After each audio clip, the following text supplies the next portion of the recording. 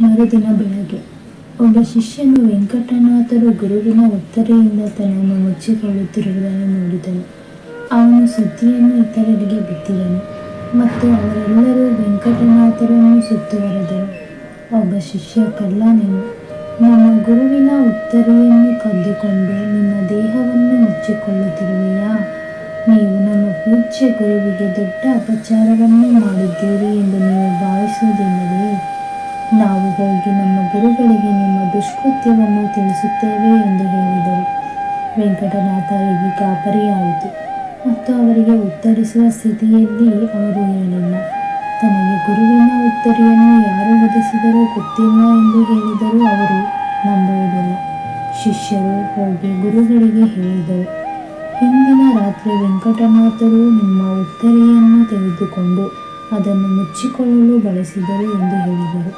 ಆದರೆ ಸುಧೀಂದ್ರರು ಅವರ ಮಾತುಗಳನ್ನು ಆಲಿಸಿದರು ಮತ್ತು ಅವರು ಏನನ್ನೂ ಪ್ರತಿಕ್ರಿಯಿಸಲಿಲ್ಲ. ತರಗತಿ ಆರಂಭವಾದಾಗ ವೆಂಕಟನಾಥರು ಹೋಗಿ ಸುಧೀಂದ್ರರಿಗೆ ಸಾಷ್ಟಾಂಗ ನಮಸ್ಕಾರ ಮಾಡಿ, ಸ್ವಾಮಿ, ಇಂದು ಬೆಳಗ್ಗೆ ನಿಮ್ಮ ಉತ್ತರೆಯನ್ನು ನನ್ನ ಮೇಲೆ ಆವರಿಸಿರುವುದನ್ನು ಕಂಡೆ. ಆದರೆ ಅದು ಅಲ್ಲಿಗೆ ಹೇಗೆ ಬಂದಿತೋ ಗೊತ್ತಿಲ್ಲ. ಆದರೆ ಇತರ ಶಿಷ್ಯರು ನಾನು ಚಳಿಯಿಂದ ರಕ್ಷಿಸಿಕೊಳ್ಳಲು ಮಾತ್ರ ಅದನ್ನು ಕದ್ದಿದ್ದೇನೆ ಎಂದು ಭಾವಿಸುತ್ತಾರೆ. ನಾನು ತಿಳಿಯದೆ ಈ ಪಾಪವನ್ನು ಮಾಡಿದ್ದರೆ ದಯವಿಟ್ಟು ನನ್ನನ್ನು ಕ್ಷಮಿಸಿ. ಸುಧೀಂದ್ರರು, ನೀನು ತಪ್ಪು ಮಾಡಿಲ್ಲ. ನಿನ್ನೆ ರಾತ್ರಿ ನೀನು ಮಲಗಿದ್ದ ಜಾಗಕ್ಕೆ ಬಂದೆ. ನೀನು ಚಳಿಯಲ್ಲಿ ನಡುಗುತ್ತಿರುವುದನ್ನು ಕಂಡೆ. ನಾನು ನನ್ನ ಉತ್ತರೆಯನ್ನು ತೆಗೆದುಕೊಂಡು ನಿನ್ನ ಮೇಲೆ ಹೊದಿಸಿದೆ. ನಾನು ನಿನ್ನ ಪರಿಮಳ ಪುಸ್ತಕವನ್ನು ನೋಡಿದೆ. ಅದರಲ್ಲಿ ನೀವು ನ್ಯಾಯಸುಧದ ಎಂಬ ಶ್ಲೋಕದ ಅರ್ಥವನ್ನು ಬಹಳ ಸುಂದರವಾಗಿ ಬರೆದಿದ್ದೀರಿ.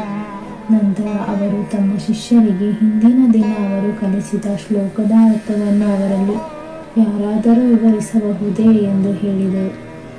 ಯಾರ ಮುಂದೆ ಬರದ ಕಾರಣ ಸುಧೀಂದ್ರರು ವೆಂಕಟನಾಥರ ಪುಸ್ತಕವನ್ನು ತೆಗೆದು, ವೆಂಕಟನಾಥರು ಶ್ಲೋಕದ ಅರ್ಥವನ್ನು ಬಹಳ ಸುಂದರವಾಗಿ ವಿವರಿಸಿದ್ದಾರೆ ಎಂದು ಹೇಳಿದರು.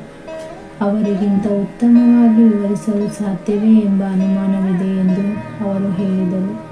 ವೆಂಕಟನಾಥರು ತಾವು ತರಗತಿಯಲ್ಲಿ ಹೇಳಿಕೊಟ್ಟ ಎಲ್ಲ ಶ್ಲೋಕಗಳಿಗೆ ಅರ್ಥವ ಬರೆದು ಪುಸ್ತಕಕ್ಕೆ ಪರಿಮಳ ಎಂಬ ಹೆಸರನ್ನು ಇಟ್ಟಿದ್ದಾರೆ ಎಂದು ತೋರಿಸಿಕೊಟ್ಟು ಇತರ ಶಿಷ್ಯರಿಗೆ ಪುಸ್ತಕವನ್ನು ತೋರಿಸಿದರು. ಅವರು ವೆಂಕಟನಾಥರ ಸಮರ್ಪಣೆಗಾಗಿ ಶ್ಲಾಘಿಸಿದರು ಮತ್ತು ಅವರಿಗೆ ಪರಿಮಳಾಚಾರ್ಯ ಎಂದು ಬಿರುದು ನೀಡಿದರು.